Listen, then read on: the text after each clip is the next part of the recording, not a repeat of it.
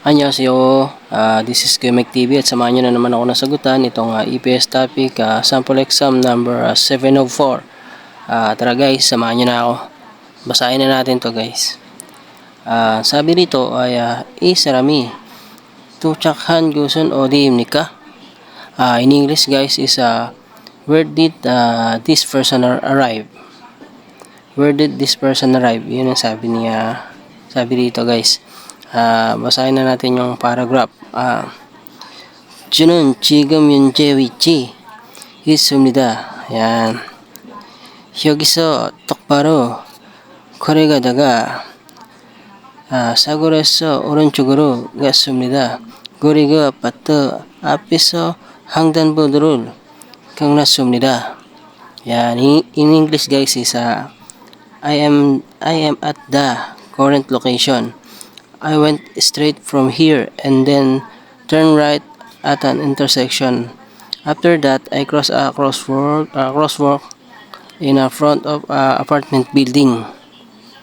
Yan, ang hinahanap niya rito ay si hospital. Si Byungwon. Yung tapat daw ng apartment. Ang ganito, proceed na tayo dito kay sa 4 choices guys. Etong si number 1 guys is si QA. Si QA guys in English niyan is church. Dito naman tayo kay number 2 kay Byungwon. Si Byungwon guys is hospital. In English niyan hospital. Dito naman tayo kay Hakyo.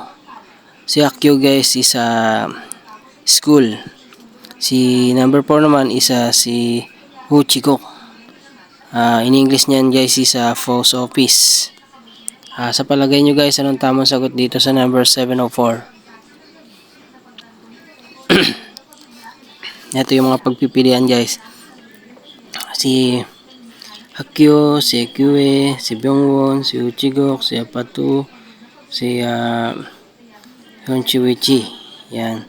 Current location. Ang keywords natin dito guys is si Apatu. Ayan. Si Apatu at saka si Uronchuguro. Ayan. Kung saan location ba. Ayan.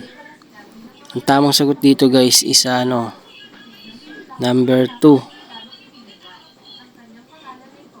Si Byungwon.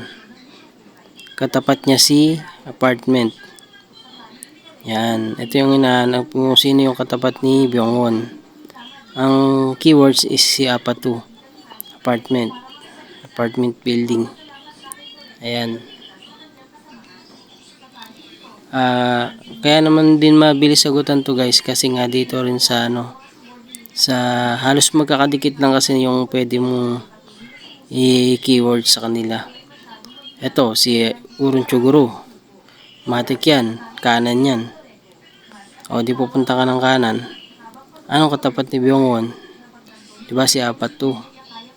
So, ang possible na tamang sagot yan guys is number 2, si Byungwon. Basahin natin guys I am at the current location. I went straight from here and then turned right at an intersection. After that, I crossed a crosswalk. Nakakabulol talaga to. Crosswalk in a front of apartment building. Yan guys, sana nakatulong guys. Kamsahamnida.